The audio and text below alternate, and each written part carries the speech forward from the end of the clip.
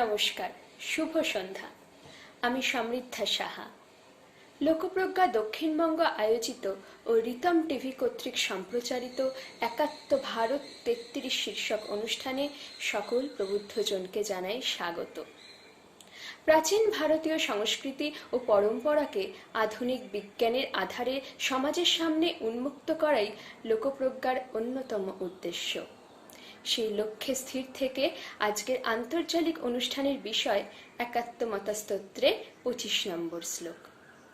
অনুষ্ঠান শুরু করছি পবিত্র ঋগ্বেদে বর্ণিত সংগঠন মন্ত্র উচ্চারণের মাধ্যমে।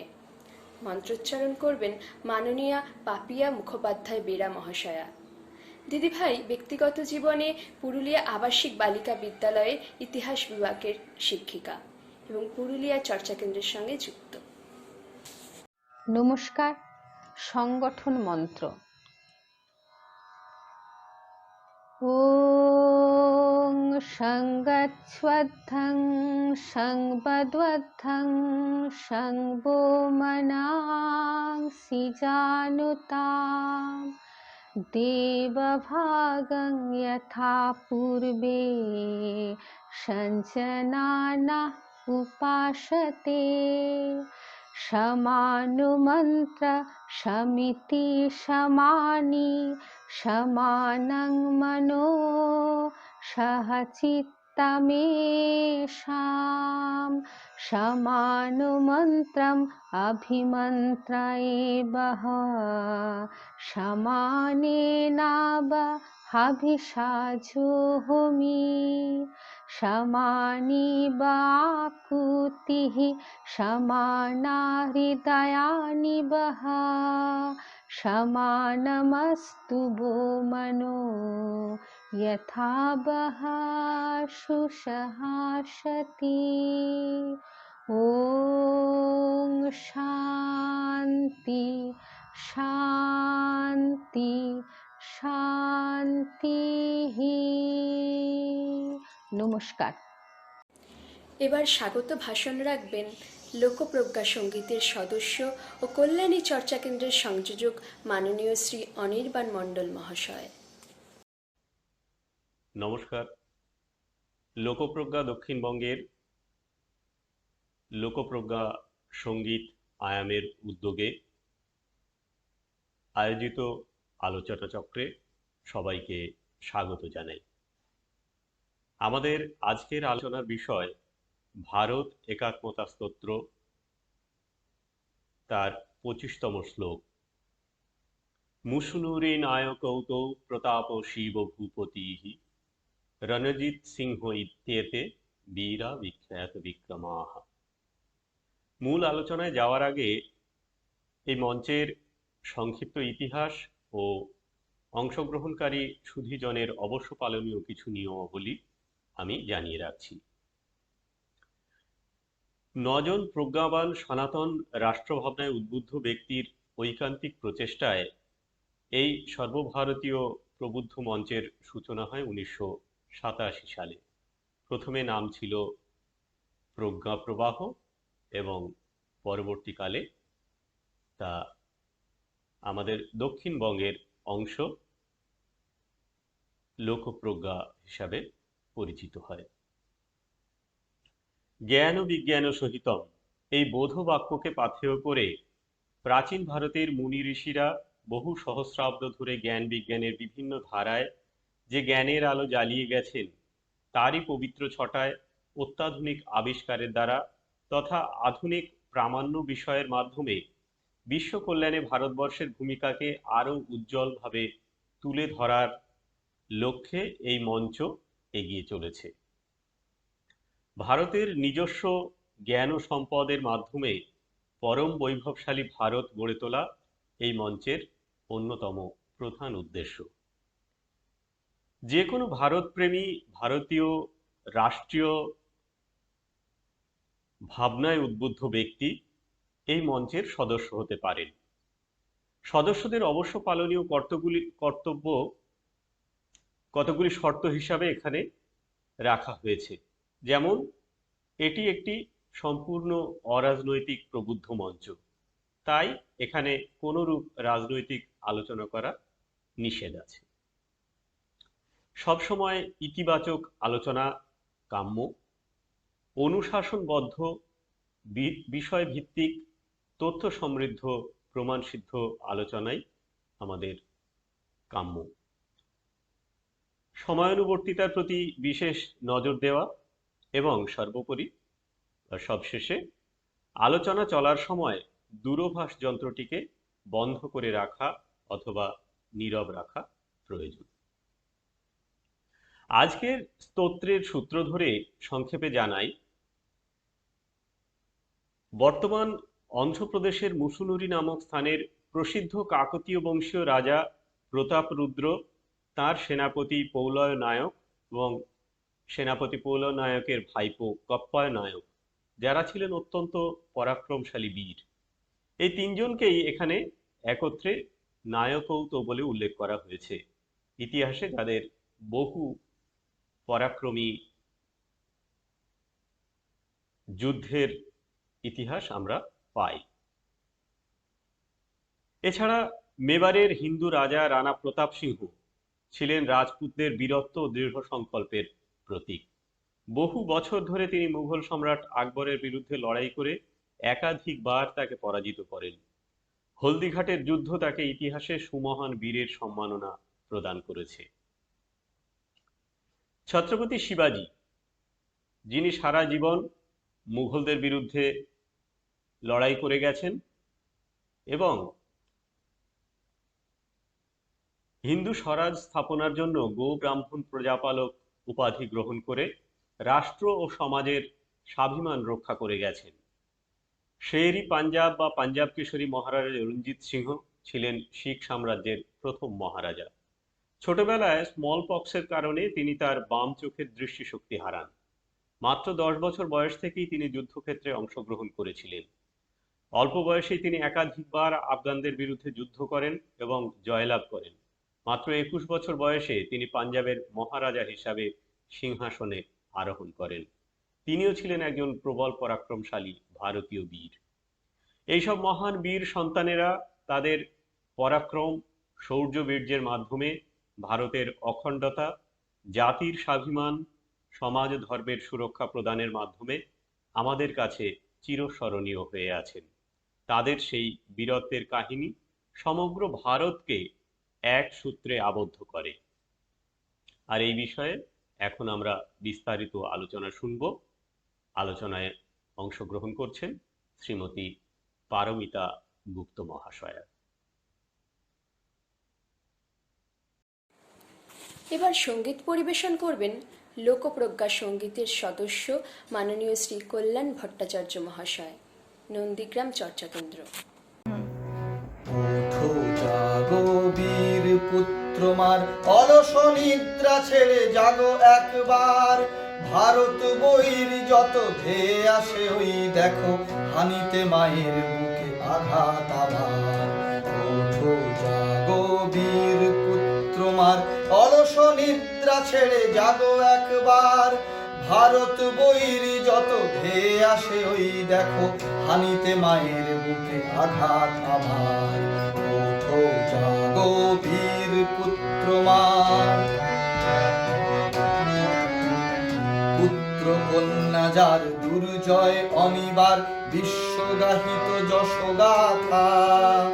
শৌর্যে বীর্যে ভরা গর্বিত ইতিহাস, ভুলি নাই সেই বীরগাথা। সে মায়ের সম্মান করে যারা অপমান, নেই ক্ষমা নেই চাই প্রতিকার। ভারত বহির যত ধেয়ে আসে ওই দেখো, হানিতে মায়ের বুকে আঘাত আমার। ওঠো জাগো বীর পুত্রমার। যুগে যুগে বারে বার দস্যু মেনেছে হার, বিজয়ী হয়েছে মোর জন্মভূমি।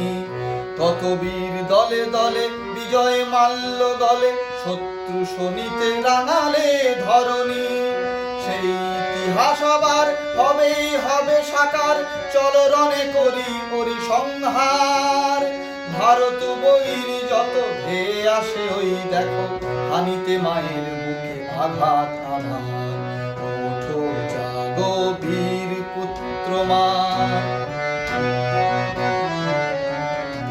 আমরা করেছি পণ, যায় যাক এ জীবন, রাখিব দেশের মান ভুবনে। ভুলি যত অভিমান, গাহি একতারি গান, মিলেছি সকলে মার চরণে। সংঘ জাগাবে আজ অচেতন এ সমাজ, বজ্র পিনাকে তুলি টঙ্কার। ভারত বহির যত ধেয়ে আসে ওই দেখো, হানিতে মায়ের বুকে আঘাত আমার। ওঠো জাগো বীর পুত্র মার, অলস নিদ্রা ছেড়ে জাগো একবার। ভারত বহির যত ধেয়ে আসে ওই দেখো, হানিতে মায়ের বুকে আঘাত আমার। ওঠো জাগো বীর পুত্র মার, ওঠো জাগো বীর পুত্র মার, ওঠো জাগো বীর পুত্র মার। নানা ভাষা, নানা মত, নানা পরিধান, বিবিধের মাঝে দেখো মিলন মহান। বৈচিত্র্যতায় পরিপূর্ণ ভারতবর্ষে একাত্মতার সুর প্রতি রন্ধ্রে রন্ধ্রে ধ্বনিত হচ্ছে। সেই সুরেরই সার্থক প্রতিফলন এই একাত্মতা স্তোত্রম।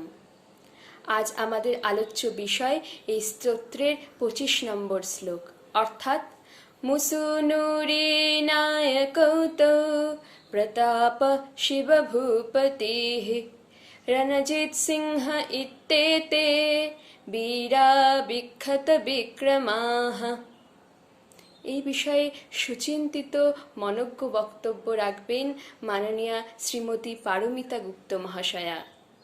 দিদিভাই ব্যক্তিগত জীবনের শিক্ষিকা, এছাড়া লোকপ্রজ্ঞা সঙ্গীতের দায়িত্বপ্রাপ্ত প্রদেশ সমিতির সদস্যা, কল্যাণী চর্চা কেন্দ্র। নমস্কার।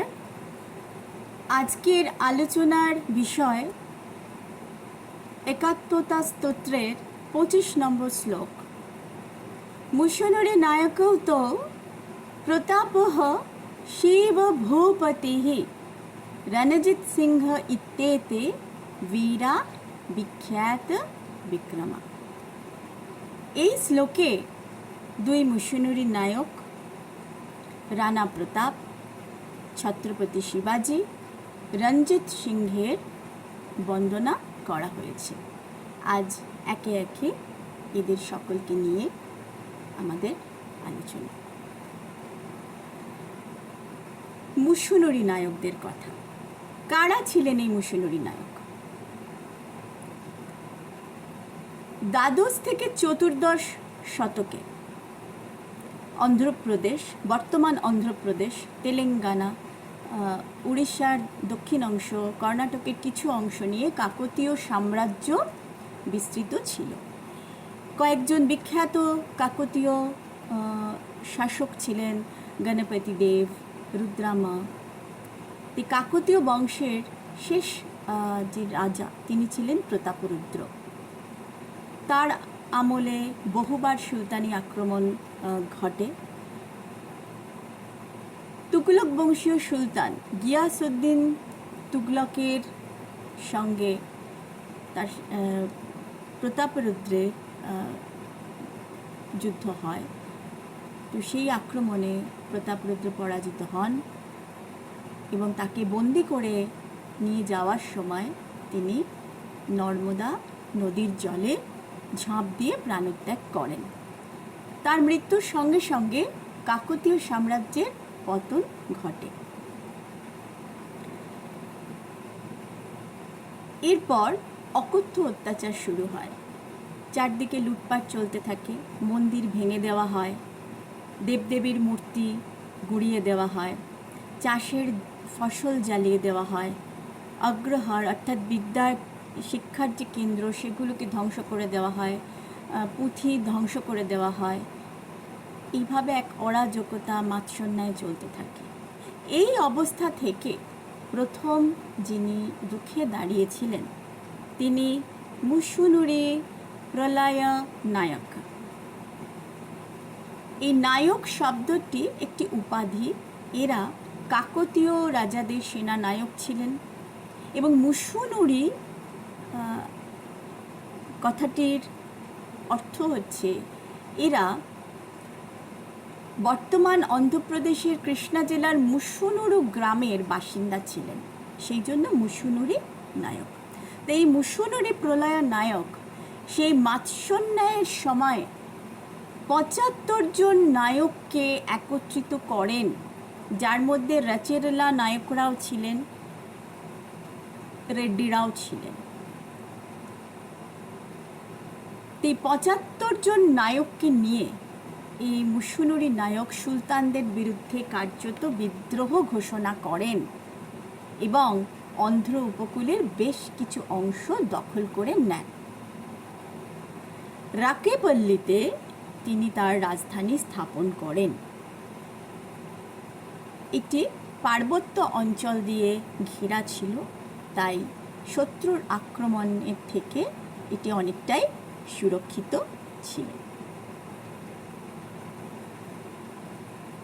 তার অনুচরেরা পরে কৃষ্ণা নদীর তীরবর্তী কিছু অঞ্চলও দখল করে নেন। রাজা হিসেবে মুসুনুরি প্রলয় নায়ক তিনি মন্দিরগুলির সংস্কার করেন, অগ্রহারগুলির সংস্কার করেন, সুলতানি আক্রমণে যেগুলো ধ্বংস হয়েছিল সেগুলিকে আবার আগের অবস্থায় ফিরিয়ে আনেন, নতুন কর ব্যবস্থা চালু করেন যেখানে আয়ের 1/6 অংশ দিতে হতো, এবং এই কর দিয়ে তিনি নাগোনোর নামক যে দুর্গ, বেশ কিছু দুর্গ তিনি সংস্কার করেছিলেন, তার মধ্যে নাগোনোর দুর্গ অন্যতম। তিনি 1333 খ্রিস্টাব্দে মারা যান। তার সময় সুশাসন ফিরে এসেছিল, তিনি তেলেগু রাজ্যগুলিকে একত্রিত করেছিলেন। তার মৃত্যুর পর ক্ষমতা হস্তান্তরিত হয় তারই কাজিন মানে তুতো ভাই মুসুনুরি কপ্পায় নায়কের হাতে। এই কপ্পায় নায়ক তিনি প্রলয় নায়কের গড়ে যাওয়া যে সাম্রাজ্য সেটিকে মোটামুটিভাবে অক্ষুণ্ণ রাখতে সক্ষম হন। তিনি সুলতানদের কাছ থেকে ওরুগল বা ওয়ারাঙ্গল, যেটি কাকতীয় রাজাদের রাজধানী ছিল, সেইটিকে পুনরুদ্ধার করেন এবং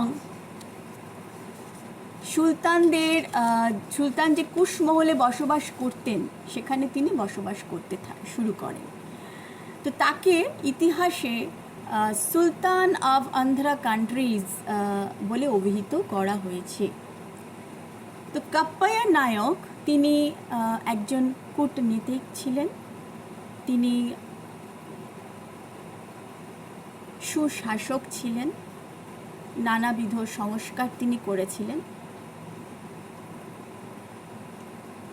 বাহমনিদের সাথে, বাহমনি সাম্রাজ্যের সাথে তার ছোটোখাটো যুদ্ধ লেগেছিল, যার জন্য কিছু জায়গা তাকে ছেড়ে দিতে হয়েছিল, তবে মোটামুটিভাবে তিনি এই প্রলয় নায়কের গড়ে যাওয়া যে রাজ্য সেটিকে ধরে রাখতে পেরেছিলেন।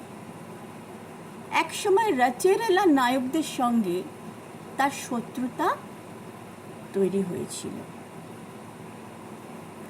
এই রাচেরেলা নায়করা বাহমনি সুলতানদের সাথে মৈত্রী করে এবং ভীমাভারমের যুদ্ধে কপ্পায় নায়ক নিহত হন।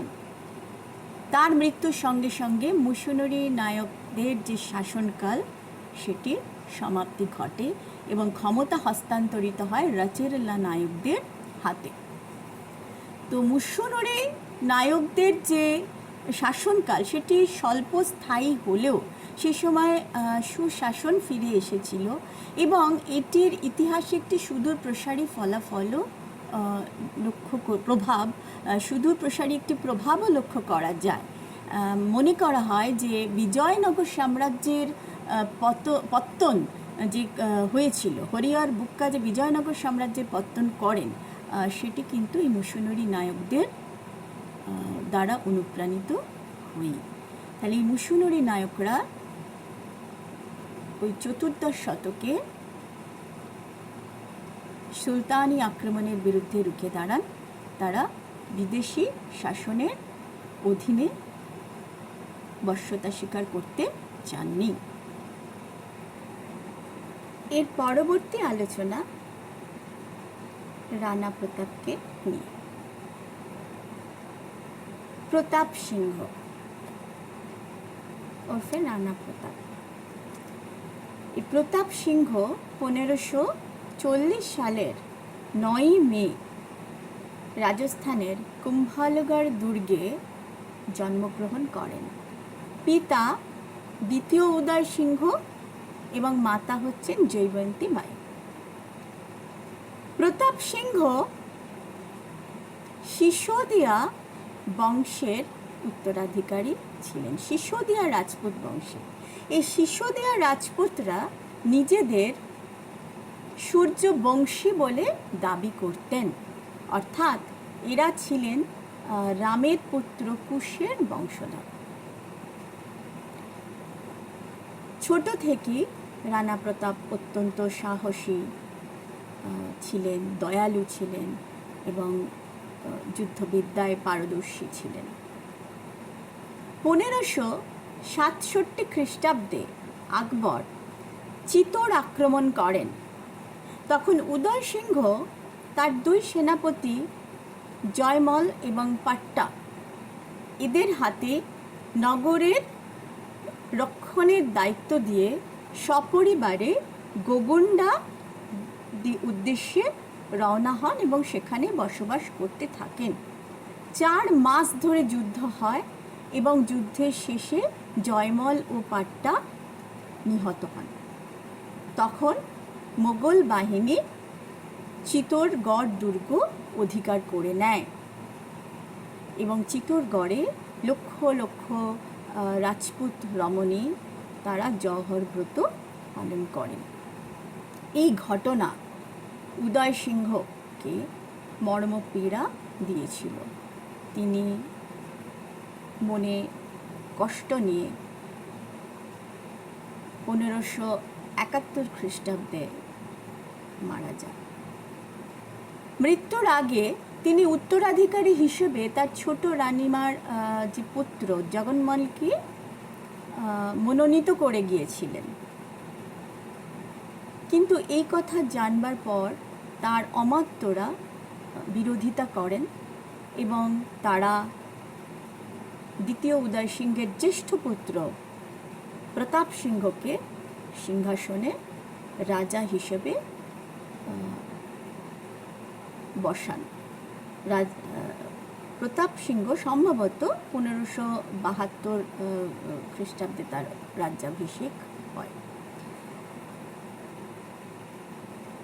প্রতাপ সিংহ কখনো মুঘলদের বশ্যতা স্বীকার করেননি, যেখানে প্রায় সমস্ত রাজপুতরাই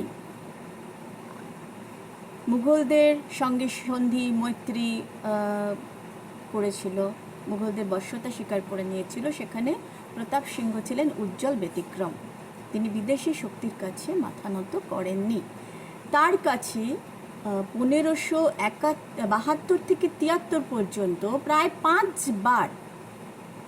5 বার সন্ধির প্রস্তাব পাঠানো হয়েছিল আকবরের তরফ থেকে।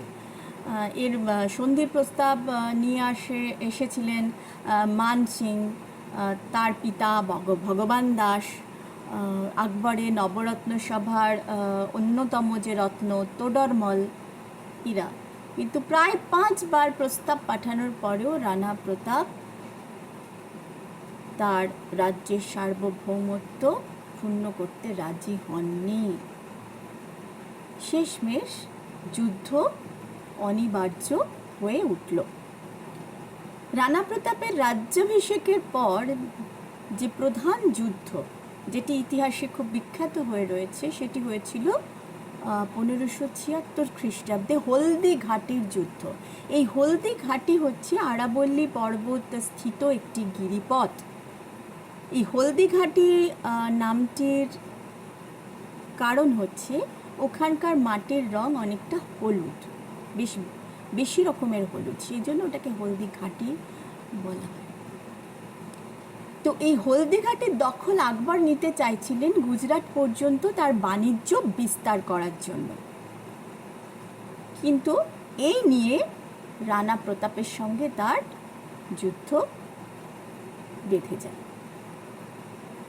তো রানা প্রতাপ প্রায় 22,000 সৈন্য নিয়ে বিশাল সংখ্যক মুঘল সৈন্যদের বিরুদ্ধে গেরিলা যুদ্ধ শুরু করেন। কথিত আছে মোগলরা প্রায় সংখ্যায় প্রায় 2 লাখ ছিল, আবার অন্য একটি সূত্র বলে প্রায় 80,000। মোট কথা রানা প্রতাপের সৈন্য সংখ্যা অনেক কম ছিল। তো তিনি গেরিলা যুদ্ধ শুরু করেন এবং যুদ্ধক্ষেত্রে তার 2টি হাতি ছিল পোষা, রামপ্রসাদ এবং লোনা। এরা প্রচণ্ডভাবে যুদ্ধ করতে থাকে এবং শত্রুপক্ষকে একেবারে তছনছ করে দিতে থাকে।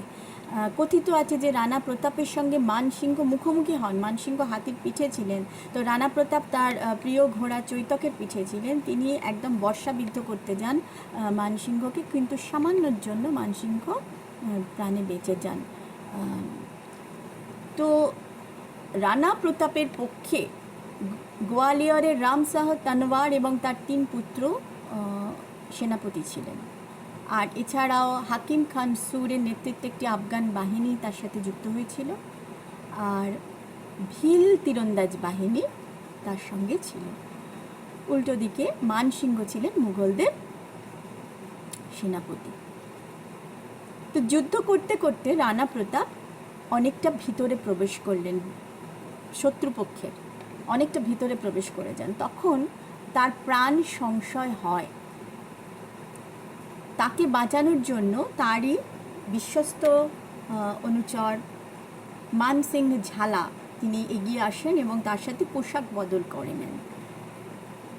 মুঘলরা তাকেই রানা প্রতাপ ভেবে হত্যা করেন। আর সেই মুহূর্তে চৈতক, রানা প্রতাপের প্রিয় যে ঘোড়া, সেই রানা প্রতাপকে পিঠে নিয়ে ছুটতে থাকে এবং ছুটতে ছুটতে ছুটতে একটা সময় পর একটা নদী খাতের ধারে আসে। প্রায় 25 থেকে 27 ফুট ওই নদী খাত লাফ দিয়ে চৈতক পার হয়ে যায়। চৈতক মারা যায়, কিন্তু রানা প্রতাপ সে যাত্রা বেঁচে যান। তো হলদিঘাটের যুদ্ধ সেই দিক থেকে দেখতে গেলে এক প্রকার অমীমাংসিতই রয়েছিল, কেননা আকবর জীবিত অবস্থায় রানা প্রতাপকে ধরতে পারেননি। আরেকটি যুদ্ধের কথা, সেটি ইতিহাসের বইতে খুব একটা পাওয়া যায় না, সেটি হচ্ছে দ্বীপের যুদ্ধের কথা। সেটি 1582 খ্রিস্টাব্দে এই দ্বীপের যুদ্ধ ঘটেছিল। একটি বিজয় দশমীর দিন এই রানা প্রতাপের নেতৃত্বে রাজপুতরা মা ভবানীকে স্মরণ করে মুঘলদের আক্রমণ করে। কথিত আছে মোগল সেনাপতি বেহলাল খানকে রানা প্রতাপ ঘোড়া সমেত তলোয়ার দিয়ে 2 টুকরো করে দেন। আকবর বহু চেষ্টা করেও রানা প্রতাপকে বশ্যতা স্বীকার করাতে পারেননি। তাকে সবচেয়ে বেশি বেগ যদি কেউ দেন, তিনি রানা প্রতাপ। 1587 খ্রিস্টাব্দে পর আকবর উত্তর পশ্চিম ভারত পাঞ্জাবের দিকে তার দৃষ্টি সরিয়ে নেন, ওই দিকে মনোনিবেশ করেন। সেই সুযোগে রানা প্রতাপ তিনি বেশ কিছু দুর্গ পুনরুদ্ধার করে নেন। চিতোর তিনি আর হস্তগত করতে পারেননি, কিন্তু এই চিতোর জয় করার স্বপ্ন নিয়েই 1597 সালে তিনি ফেব্রুয়ারি মাসে তিনি মারা যান। তো ইতিহাসে সিসোদিয়া বংশের যারা রাজত্ব করেছেন তাদের সকলকে রানা অভিহিত করা হয়েছে, কিন্তু প্রতাপ সিংহ তাকে অভিহিত করা হয়েছে মহারানা প্রতাপ বলে। ইতিহাস তাকে একজন দেশপ্রেমী, স্বাধীনতা প্রিয়, সাহসী যোদ্ধা রূপে মনে রেখেছে। এই হলো মহারানা প্রতাপের বীরগাথা। এরপর শিবাজি মহারাজ 1630 খ্রিস্টাব্দে, মতান্তরে 1627 খ্রিস্টাব্দে মহারাষ্ট্রের শিবনেরি পার্বত্য দুর্গে শিবাজির জন্ম হয়। পিতা ছিলেন শাহজি ভোসলে, মাতা জিজাবাই। শাহজি বিজাপুরের সুলতানের অধীনে কর্মরত ছিলেন। তাই ছোটবেলা থেকেই শিবাজি মাতা জিজাবাই এবং দাদাজি কোন্ডদেব নামক এক ব্রাহ্মণের তত্ত্বাবধানে বড় হন। ছোটবেলা থেকেই মাতা জিজাবাইয়ের কাছে মহাভারত রামায়ণের গল্প শুনে শুনে তার মধ্যে দেশপ্রেম, জাতীয়তাবোধ জেগে উঠেছিল। দাদাজি কোন্ডদেবও তাকে সর্বপ্রকার শিক্ষায় পারদর্শী করে তুলেছিলেন। 15 বছর বয়সে, মতান্তরে 16 বছর বয়সে তিনি তোরনা দুর্গটি দখল করে নেন। এরপর একে একে বড়মতি, রায়গড়, পুরন্দর দুর্গগুলো তিনি দখল করেন।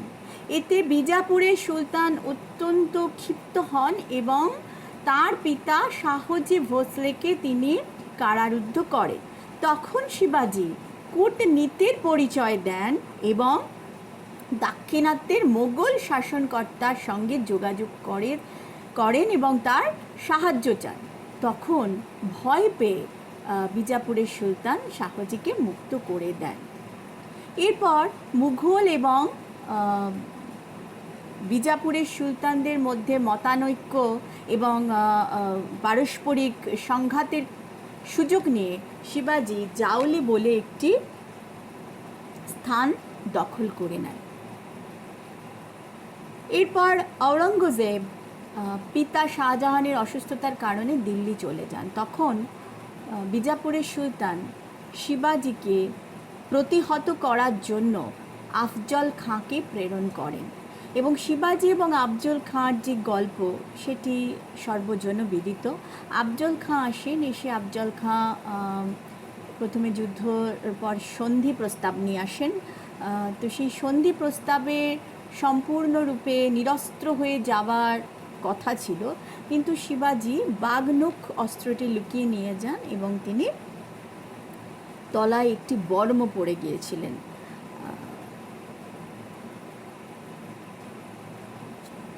আফজল খাঁর শিবিরে তাকে যখন আলিঙ্গন করা হয়, তখন আফজল খাঁ যখন শিবাজিকে আলিঙ্গন করেন, আলিঙ্গনের ছলে তাকে হত্যা করতে যান।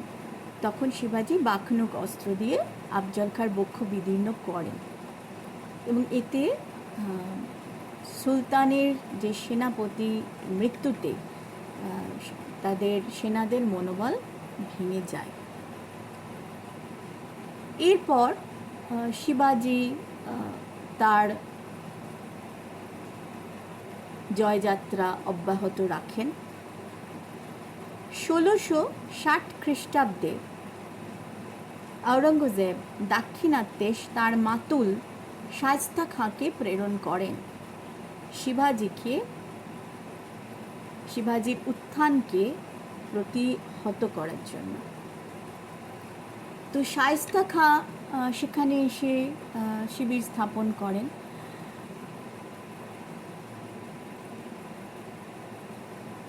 সম্ভবত 1663 খ্রিস্টাব্দে শিবাজি এবং তার কয়েকজন অনুচর রাতের অন্ধকারে অতর্কিতে শায়েস্তা খাঁর প্রাসাদে গিয়ে তাকে আক্রমণ করেন।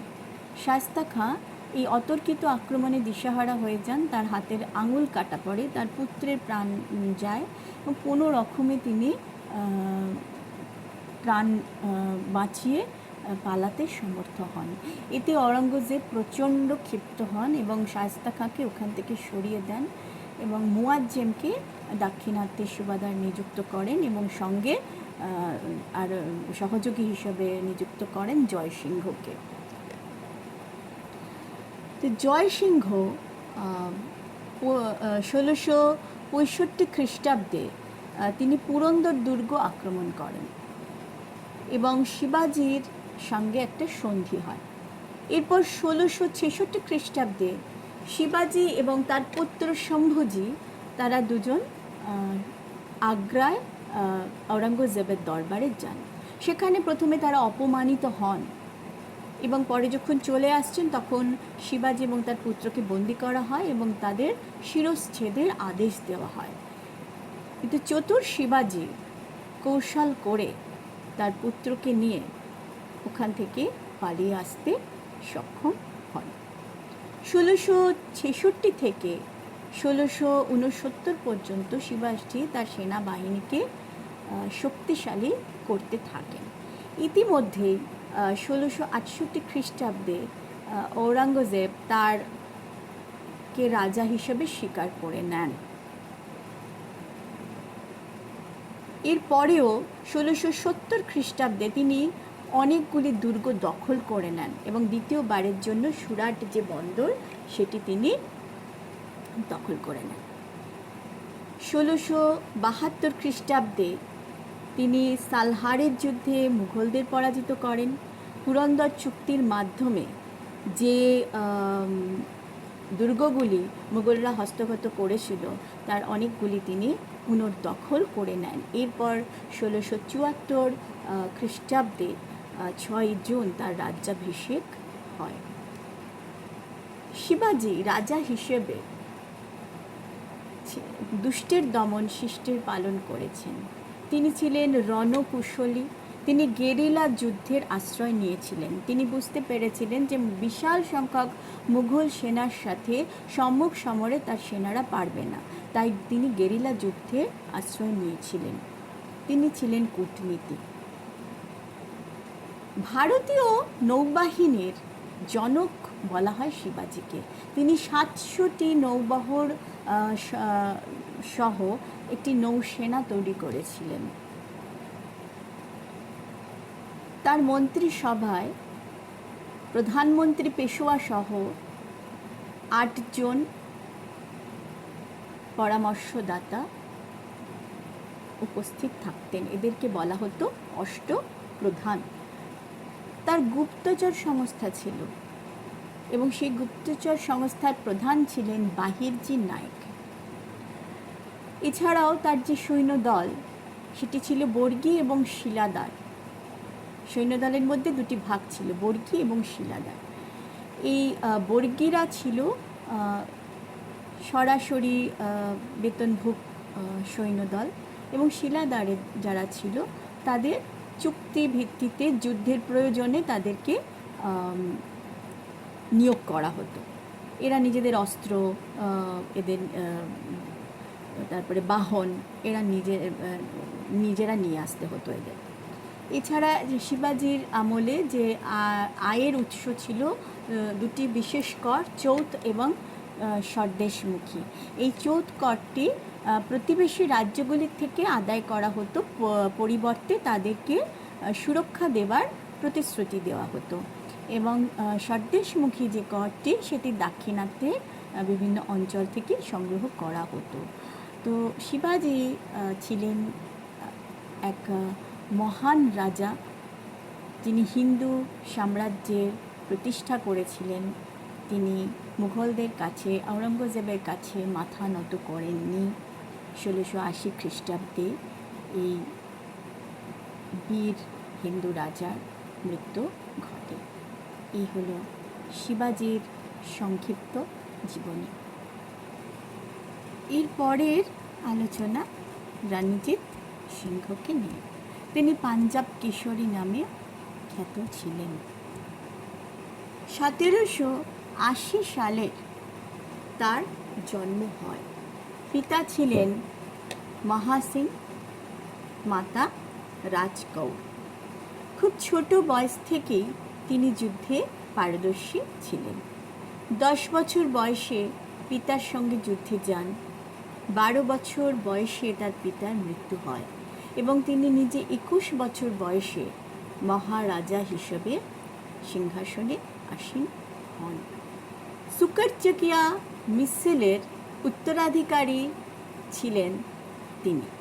এই সুকরচকিয়া মিসলের প্রধান হিসেবে 1792 থেকে 1801 সাল পর্যন্ত তিনি কাজ করেন। এরপর মহারাজা হিসেবে 1801 সাল থেকে 1839 সাল পর্যন্ত তিনি দায়িত্ব পালন করেন। তার সেনাপতিদের মধ্যে অন্যতম ছিলেন হরি সিং নলওয়া, এবং তিনি অত্যন্ত দক্ষ সেনাপতি ছিলেন এবং তার নেতৃত্বে বহু স্থান মহারাজা দখল করতে সমর্থ হন। তার যে রাজত্ব, সেই রাজত্বের মধ্যে বর্তমানে এই বিখ্যাত শহরগুলির অন্তর্ভুক্ত ছিল। সেগুলি জম্মু, শ্রীনগর, অমৃতসর, গুজরাট, শিয়ালকোট, রাওয়ালপিন্ডি, লাহোর, মুলতান, পেশোয়ার, এগুলি। তো তিনি বিবদমান শিখ গোষ্ঠীগুলিকে সব এক জায়গায় নিয়ে এসে শিখ সাম্রাজ্যের প্রতিষ্ঠা করতে সমর্থ হয়েছিলেন। তার রাজত্বকালের একটি বিখ্যাত ঘটনা হচ্ছে কোহিনূর হীরা। সেটি কিন্তু আবার ভারতে ফিরে আসে। আফগানিস্তানের শাসক তার মৃত্যুর পর তার 3 পুত্রের মধ্যে,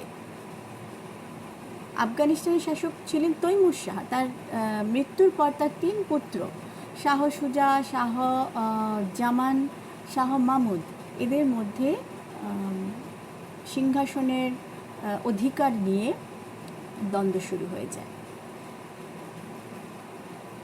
শাহ জামানকে শাহ মামুদ সিংহাসনচ্যুত করেন এবং তার চোখ উপড়ে নেওয়া হয়। পরে তিনি শাহ জামান মহারাজার সাহায্য চান, তার আশ্রয় চান, এবং শাহ সুজাকে কাশ্মীরে কারারুদ্ধ করা হয়। তখন শাহ সুজার পত্নী বাফা বেগম মহারাজার সেনাপতি দিওয়ানচন্দ তাকে পত্র লেখেন এবং শাহ সুজার মুক্তির পরিবর্তে কোহিনূর হীরা সমর্পণ করার প্রতিশ্রুতি দেন। তো 1812 খ্রিস্টাব্দে শাহ সুজাকে মহারাজা সেনা পাঠিয়ে মুক্ত করেন এবং 1813 খ্রিস্টাব্দে তার কাছে কোহিনূর হীরা আবার ফিরে আসে। 1806 খ্রিস্টাব্দে তিনি ব্রিটিশদের সঙ্গে মৈত্রী চুক্তি করেছিলেন। তিনি মূলত আফগানদের সঙ্গে লড়াই করতেন, আফগানদের আক্রমণ প্রতিহত করেছিলেন এবং ব্রিটিশদের সঙ্গে তিনি একটা মৈত্রী চুক্তি করেন যে শতদ্রু নদীর দক্ষিণে মহারাজার সেনারা রাজ্য বিস্তার করবে না এবং শতদ্রু নদীর উত্তরে ব্রিটিশরা প্রবেশ করবে না, এবং পরবর্তীতে এই সীমা অতিক্রম করা নিয়ে ইঙ্গো শিখ যুদ্ধের সূচনা হয়েছিল। তার সেনাবাহিনীতে পদাতিক ছিল, অশ্বারোহী ছিল, বিভিন্ন ধরনের কামান ছিল। তিনি সেনাবাহিনীর সংস্কার করেছিলেন, শাসন ব্যবস্থার দিক থেকেও তার এবং সংস্কৃতিতে, শিল্পে তার সময় কিন্তু অনেক উন্নতি হয়েছিল, শাসন ব্যবস্থা যথেষ্ট উন্নতি ছিল। তার সেনাবাহিনীতে ইউরোপীয়রাও কিন্তু নিযুক্ত হতো। তার আরেকটি গুরুত্বপূর্ণ ঘটনা হচ্ছে তিনি হরমিন্দর সাহিব গুরুদ্বারা, অর্থাৎ যেটি স্বর্ণ মন্দির, সেখানে তিনি স্বর্ণ দান করেছিলেন এবং অর্ধেক স্বর্ণ তিনি কাশী বিশ্বনাথ মন্দিরে দান করেছিলেন। তিনি নিজে শিখ ধর্মাবলম্বী হলেও তিনি সর্বধর্মের প্রতি সমান শ্রদ্ধাশীল ছিলেন। 1839 সালে তিনি মারা যান এবং যতদিন পর্যন্ত তিনি জীবিত ছিলেন ব্রিটিশরা তার রাজত্বের দিকে চোখ তুলে তাকানোর সাহস পায়নি। তার মৃত্যুর পর আস্তে আস্তে শাসন ব্যবস্থা দুর্বল হয়ে পড়ে এবং ব্রিটিশরা সাম্রাজ্য বিস্তার করে নেয়, পাঞ্জাবকে নিজেদের কুক্ষিগত করে। তো এই ছিল রঞ্জিত সিংহের, মহারাজা রঞ্জিত সিংহ, পাঞ্জাব কেশরী রঞ্জিত সিংহ, তার সংক্ষিপ্ত জীবন। আমরা 4 শতকের 5 দেশপ্রেমিক জাতীয়তাবাদী বীরেদের কথা আলোচনা করলাম। দেখুন, প্রশ্ন হচ্ছে এরা তো কেউ বাঙালি নন, তা তাহলে বাংলার উপরে কি এদের কোনো প্রভাব কোনো কালে ছিল? কেন বর্তমান ইতিহাসে তো এদের কথা সেভাবে আলোচিত হয় না। তো কোনো কালে কি এরা বাংলাকে প্রভাবিত করেছিলেন? উত্তর হচ্ছে হ্যাঁ, ছিলেন।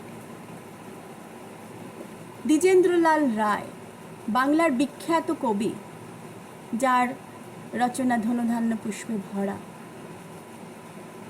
বাংলার পঞ্চকবির একজন, সেই দ্বিজেন্দ্রলাল রায় তিনি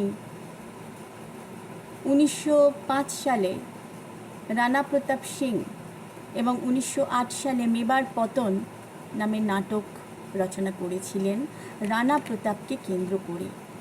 আরেক কবি ছিলেন 19 শতকের কনক ভূষণ মুখোপাধ্যায়। তিনি বিস্মৃতির অতলে তলিয়ে গেছেন, কিন্তু পুরনো ইতিহাস ঘাঁটলে তার নামটা পাওয়া যায় যে তিনি রবীন্দ্রনাথ নজরুলের স্নেহধন্য ছিলেন। তরুণ কবি ছিলেন, অল্প বয়সে তিনি মারা যান। তো তিনি লিখেছিলেন মান্নার কথা। এই মান্নার কথা হচ্ছে সেই গল্পটি, সেই ইতিহাসটি, গল্প না ইতিহাস, যেটি আমরা আলোচনা করেছি যে হলদিঘাটিতে যখন রানা প্রতাপ মুঘল সৈন্যদের দ্বারা প্রায় ঘিরে পরিবেষ্টিত হয়ে গিয়েছিলেন, তখন মানসিং ঝালা তাকে বাঁচানোর জন্য পোশাক বদল করেছিলেন তার সঙ্গে। তাকে নিয়ে, এই উপাখ্যান নিয়েই হচ্ছে মান্নার কথা। তাহলে বাংলার রানা প্রতাপের সাথে তো একটা সম্পর্ক ছিল বাংলার। রানা প্রতাপের দ্বারা তো বাংলা প্রভাবিত হয়েছিল, তৎকালীন বঙ্গ সমাজ প্রভাবিত হয়েছিল, তারা জাতীয়তা বোধে উদ্বুদ্ধ হয়েছিল রানা প্রতাপের গল্প পড়ে।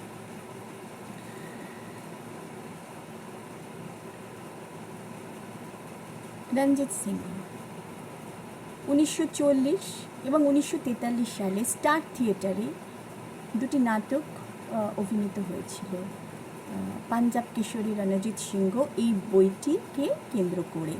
এটি লিখেছিলেন সম্ভবত মহেন্দ্রনাথ গুপ্ত এবং শ্রী নবকুমার গড়াই।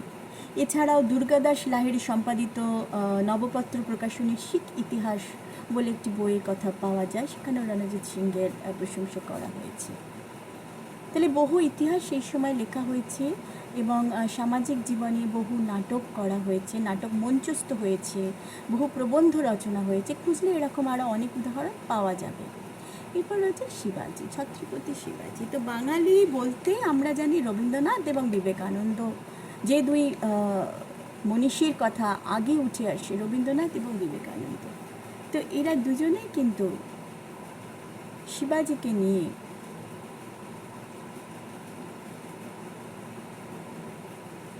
কিছু রচনা করেছিলেন। শিবাজির গুরু ছিলেন রামদাস। তো রামদাসকে শিবাজি তার রাজ্য সমর্পণ করতে চেয়েছিলেন, কিন্তু রামদাস তা নেননি। রামদাস সেটা ফিরিয়ে দিয়ে তাকে প্রজাহিতে কাজ করতে বলেন, সাধারণ মানুষের জন্য সাধারণ হয়ে কাজ করতে বলেন। এই আখ্যানকে কেন্দ্র করে রবীন্দ্রনাথ রচনা করলেন প্রতিনিধি কবিতা। রবীন্দ্রনাথের আরেকটি কবিতা হচ্ছে শিবাজি উৎসব। তার একটি উপাখ্যান আছে, এর পিছনে একটি পটভূমিকা আছে। শিবাজি উৎসব ছিল ভারতীয়দের জাতীয়তা বোধে উদ্বুদ্ধ করার জন্য এক মিলন উৎসব। তো এই শিবাজি উৎসব মহারাষ্ট্রে প্রচলন করেছিলেন বাল গঙ্গাধর তিলক। এটি আমরা ইতিহাসের পাতায় পড়েছি। তো সখারাম গণেশ দেউস্কর তিনি কলকাতাতেও এরম একটি শিবাজি উৎসব প্রচলন করার জন্য উৎসাহী হন এবং তার অনুরোধে রবীন্দ্রনাথ এই শিবাজি উৎসব কবিতাটি লিখেছিলেন। 1902 সালে 5ই জুন কলকাতায় শিবাজি উৎসব পালিত হয়েছিল। সভাপতিত্ব করেছিলেন অশ্বিনী কুমার দত্ত। উপস্থিত ছিলেন সেখানে বিপিনচন্দ্র পাল, বাল গঙ্গাধর তিলক, গণেশ কৃষ্ণ থাপাদের মতন নাম করা বিপ্লবীরা। এই উৎসবে শিবাজি উৎসব কবিতাটি পাঠ করেছিলেন শ্যামসুন্দর চক্রবর্তী। তাহলে শিবাজির বীরগাথা, শিবাজির বীরত্ব, তার দেশপ্রেম সেই সময় প্রাসঙ্গিক ছিল।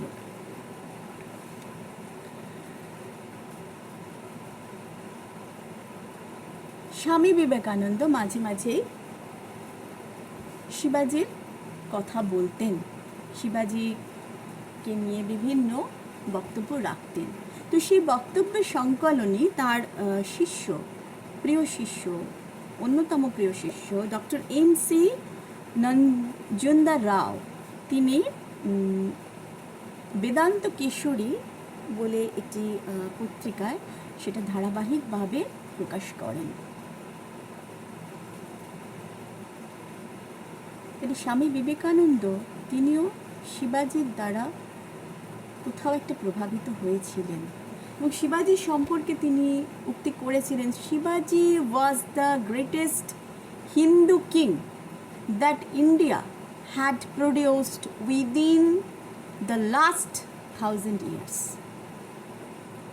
আরও বলেছিলেন, শিবাজি represented the true consciousness of the nation. কে বলেছিলেন? স্বামী বিবেকানন্দ শিবাজি সম্পর্কে। কাজে প্রভাব ছিল।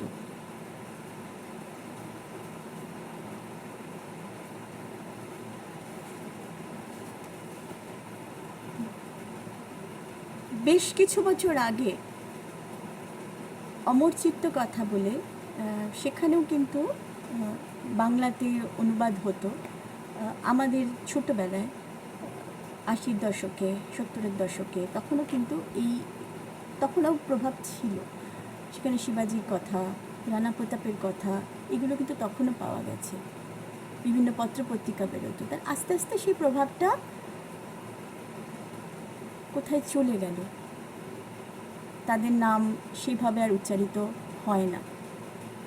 ইতিহাস তাদেরকে ভুলে গেছে, ইতিহাসের পাতায়ও তারা সেইভাবে জায়গা পান না। তো এদের কাছ থেকে এটাই শিক্ষণীয় যে এরা কেউ বিদেশি শক্তির কাছে আত্মসমর্পণ করেননি। এরা প্রত্যেকে বিভিন্ন বিবদমান গোষ্ঠী তাদেরকে একত্রিত করেছিলেন, সংঘবদ্ধ করেছিলেন। সেই জন্যই তারা বিদেশি শক্তির বিরুদ্ধে লড়াইতে সাফল্য পেয়েছেন। শিক্ষা নেবার এটাই যে সংঘবদ্ধ হতে না পারলে বিদেশি শক্তিকে প্রতিহত করা যায় না, যেটা আজকের দিনে অত্যন্ত প্রাসঙ্গিক।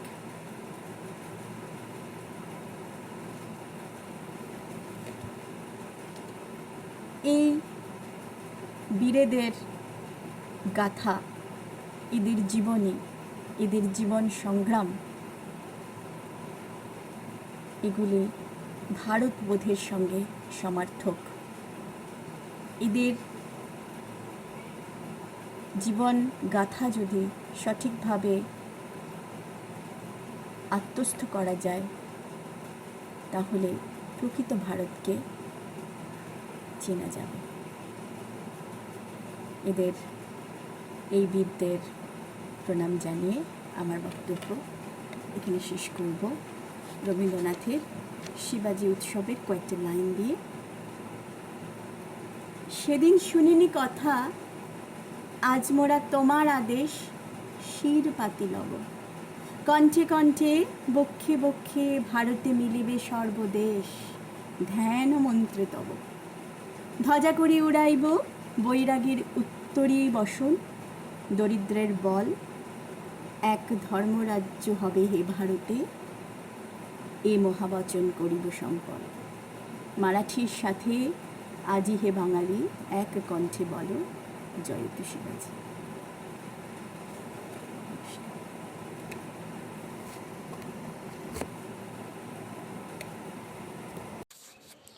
অনুষ্ঠান শেষ করব পবিত্র কল্যাণ মন্ত্রোচ্চারণের মাধ্যমে। মন্ত্রোচ্চারণ করবে লোকপ্রজ্ঞা সঙ্গীতের সদস্যা আমাদের ছোট্ট বোন কুমারী কিঙ্কিণীতে বাড়ি, হাওড়া মহানগর চর্চা কেন্দ্র। सर्वे भवन्तु सुखिनः, सर्वे सन्तु निरामयाः।